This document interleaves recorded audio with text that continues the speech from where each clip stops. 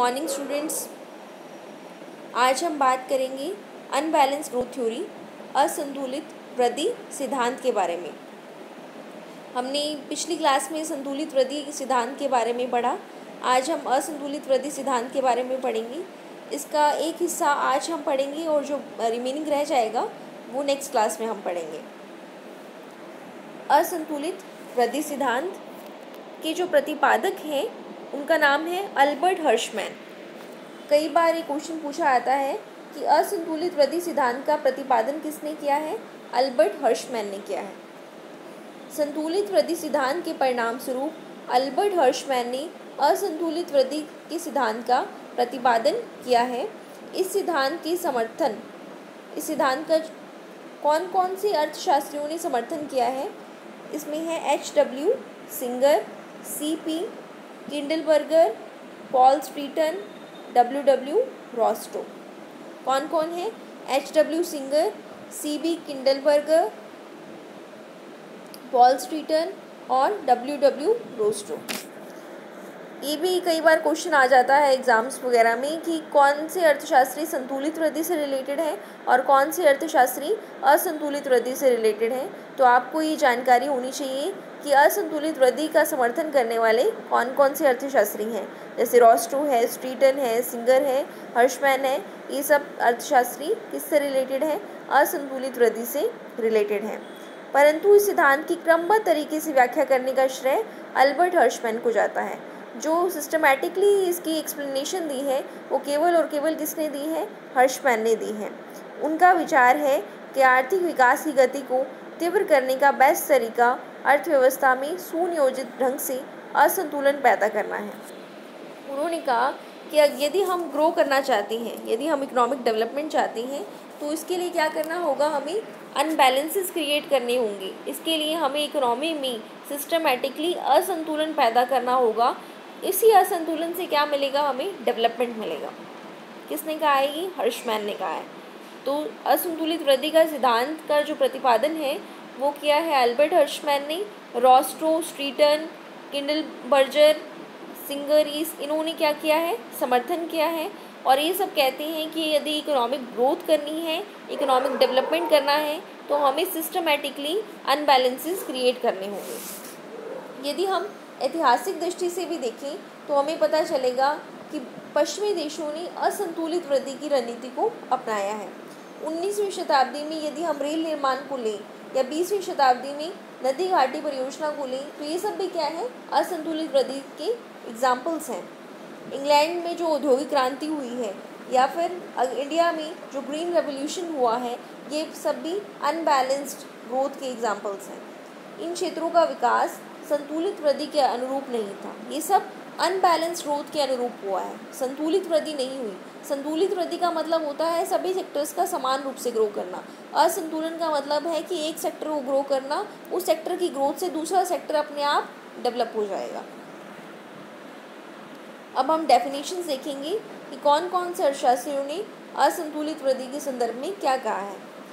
असंतुलित वृद्धि के बारे में अलग घोष ने लिखा है, यदि हम कम विकसित देश न्यून बचत की समस्या से परेशान हैं, जो लेस डेवलप्ड कंट्रीज़ होती हैं उनमें एक प्रॉब्लम होती है कि उनकी सेविंग स्लो होती है, और यदि वो परेशान हैं और समझते हैं कि समय उनका सबसे बड़ा शत्रु है, तो उन्हें प्रभावी समाधान ढूंढना चाहिए जो असंतुलित वृद्धि पर आधारित योजना तकनीक में है।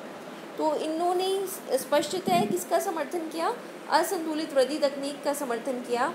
इन्होंने कहा कि जो लेस डेवलप्ड कंट्रीज़ हैं, जिनकी सेविंग्स कम है और वो कोई ना कोई रिजल्ट चाहते हैं, कोई ना कोई सॉल्यूशन चाहते हैं, तो उन्हें कहाँ फोकस करना चाहिए? अनबैलेंस ग्रोथ की ओर फोकस करना चाहिए। ऐसी टेक्निक्स अपनानी चाहिए जो अनबैलेंस ग्रोथ को प्रमोट करें। ये डेफिनेशन जो है ये किसने दी है? अलग घोष ने दी। फिर हर्शमैन ने क्या कहा? विकास असंतुलन की श्रृंखला है। जो डेवलपमेंट है वो असंतुलनों की क्या है? श्रृंखला है, जिसे समाप्त करने की बजाय जीवित रखना चाहिए, जिसे हमें ख़त्म नहीं करना चाहिए, इसे हमें कंटिन्यू रखना चाहिए। प्रतियोगी अर्थव्यवस्था में लाभ और हानि असंतुलन के चिन्ह हैं। जब कॉम्पिटिटिव इकोनॉमी होती है तो प्रॉफिट भी होते हैं और लॉस भी होते हैं। ये क्या है? एक असंतुलन, अनबैलेंस के साइन है। यदि अर्थव्यवस्था में अग्रसर होते रहना है, यदि हम चाहते हैं कि इकोनॉमी में आगे ग्रो करें, आगे बढ़ते रहें, तो विकास नीति का लक्ष्य अनुपातहीनता और असंतुलन बनाए रखना होना चाहिए। तो जो डेवलपमेंट पॉलिसी है उसका लक्ष्य क्या होना चाहिए? अनुपातहीनता होना चाहिए और असंतुलन बनाए रखना होना चाहिए। मतलब अलग घोष और हर्षमैन ने क्लियरली ये बात कही है कि हम इकोनॉमी को ग्रो करना चाहते हैं तो इसके लिए क्या करो? अनबैलेंस क्रिएट करो। अनबैलेंस क्रिएट करेंगे तभी आगे हम बढ़ पाएंगे। नेक्स्ट में हम चलते हैं एक्सप्लेनेशन ऑफ द थ्योरी। हर्षमैन ने इसको एक्सप्लेन किया है थ्योरी को। हर्षमैन का विश्वास है कि अल्प विकसित देश साधनों और आवश्यक ढांचे की कमी के कारण विभिन्न उद्योगों को एक साथ विकसित करने में समर्थ नहीं होते। हर्षमैन ये मानते थे कि जो लेस डेवलप्ड कंट्री हैं उनके पास रिसोर्सेज का अभाव होता है, और ये होता भी है। जो लेस डेवलप्ड कंट्रीज़ हैं उनके पास इतने फैक्टर्स भी नहीं होते, इंफ्रास्ट्रक्चर भी उनका इतना स्ट्रॉन्ग नहीं होता, तो ये पॉसिबिलिटी नहीं है कि वो सभी की सभी जो इंडस्ट्रीज़ हैं उसको एक साथ ग्रो करें। ये बहुत मुश्किल हो जाता है उनके लिए। उनका विचार है कि निवेश को महत्वपूर्ण उद्योगों और अग्रणी क्षेत्रों के विकास पर लगाना चाहिए। जो इन्वेस्टमेंट है, जो सबसे ज़्यादा बूम कर रही है ना इंडस्ट्रीज़, वहाँ पर लगाना चाहिए। भी बैलेंस ग्रोथ वाले क्या कहते हैं कि सभी इंडस्ट्रीज़ को सेम रेट से बढ़ाओ, जबकि अनबैलेंस वाले कहते हैं कि ऐसा नहीं, पॉसिबल नहीं है कि हर कंट्री के पास सभी रिसोर्सेज हों। तो जहाँ पर हमें ये लगता है कि यहाँ संभावना बहुत अच्छी है, यहाँ पर हम ग्रो कर सकते हैं, तो उस सेक्टर में क्या करना चाहिए? ग्रो करना चाहिए। अब जैसे ट्रांसपोर्ट है, रेलवेज़ में अगर हमें फ़ायदा है तो रेलवे में निवेश करना चाहिए।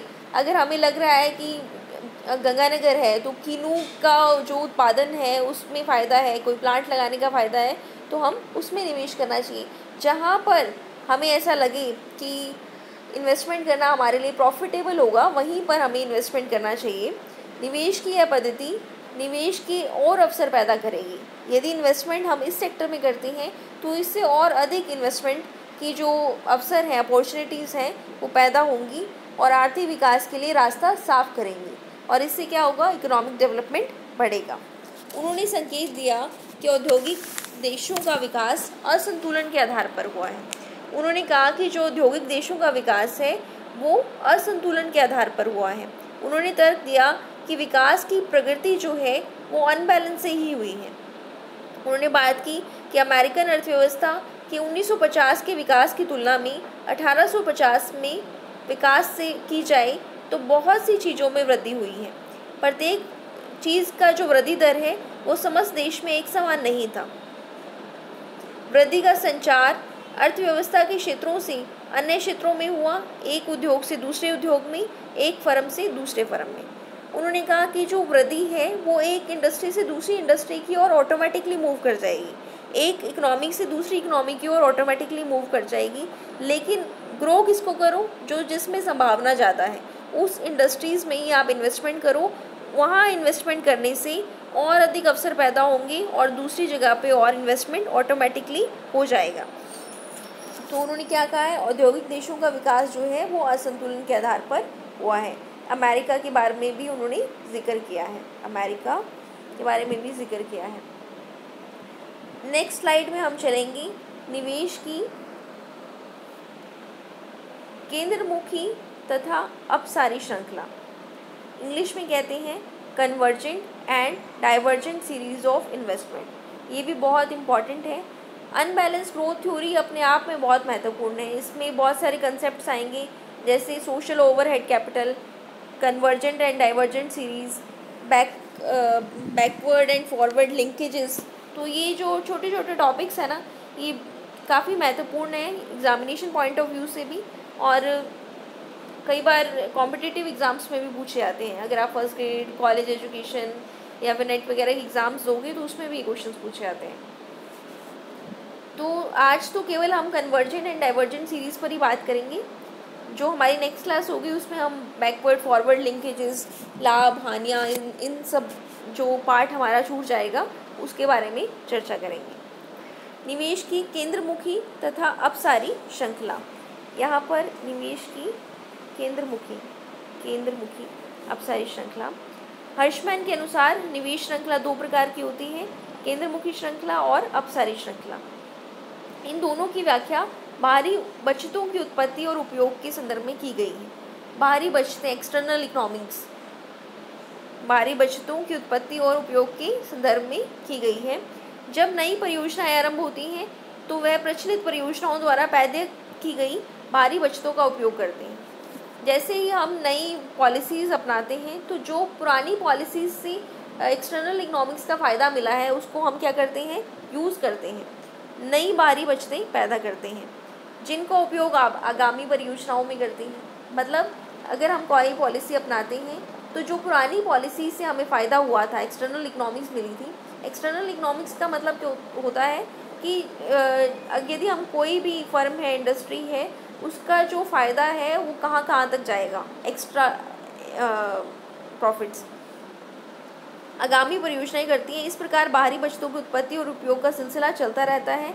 जिन परियोजनाओं में निवेश करने से बचत का उपयोग उत्पत्ति से अधिक होता है, ऐसी परियोजनाएं जिसमें हम इन्वेस्टमेंट करेंगे, ये लाइन इम्पॉर्टेंट है, ऐसी परियोजनाएं जिसमें निवेश करने से बचत का उपयोग उत्पत्ति से ज़्यादा होता है, सेविंग्स का उपयोग ज़्यादा करते हैं और उत्पत्ति कम होता है, तो उसे केंद्रमुखी श्रृंखला कहते हैं। जिसमें बचतों का उपयोग कम हो और उत्पत्ति का उपयोग ज़्यादा हो तो उसे निवेश की अपसारी श्रृंखला कहते हैं। ये दोनों श्रृंखलाएं लाभ के उद्देश्य से प्रभावित होती हैं। दोनों श्रृंखलाएं विशेष उद्देश्य से प्रभावित होती हैं।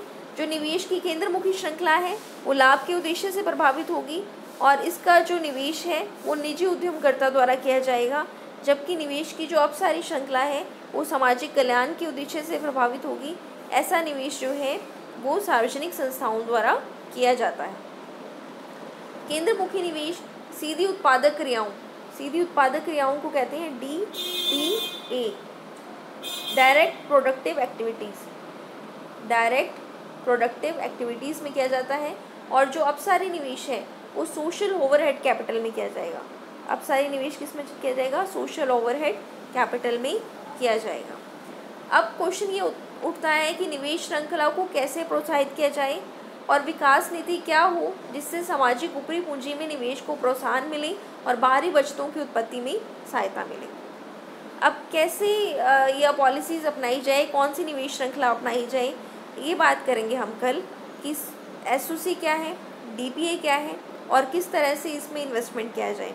आज हमने क्या पढ़ा, अनबैलेंस ग्रोथ थ्योरी होती क्या है, इसके प्रोफाउंडर कौन से हैं, कौन कौन से अर्थशास्त्रियों ने इसका समर्थन किया है, हर्षमैन के अनुसार अनबैलेंस ग्रोथ थ्योरी की क्या व्याख्या है, कन्वर्जेंट सीरीज ऑफ इन्वेस्टमेंट क्या है, डाइवर्जेंट सीरीज ऑफ इन्वेस्टमेंट क्या है। कन्वर्जेंट सीरीज ऑफ इन्वेस्टमेंट किस में किया जाएगा, प्राइवेट सेक्टर में। डाइवर्जेंट सीरीज ऑफ इन्वेस्टमेंट किस में किया जाएगा, गवर्नमेंट सेक्टर में। कन्वर्जेंट सीरीज ऑफ इन्वेस्टमेंट में निवेश करेंगे तो बचतों का उपयोग उत्पत्ति से अधिक होता है। डाइवर्जेंट सीरीज ऑफ इन्वेस्टमेंट में निवेश करेंगे तो बचतों का उपयोग उत्पत्ति से कम होता है। ये थी आज की क्लास आपकी। कल हम नेक्स्ट क्लास लेंगे और जो अनबैलेंस ग्रोथ थ्योरी का रिमेनिंग पार्ट रह गया उसे हम स्टडी करेंगे। Thank you.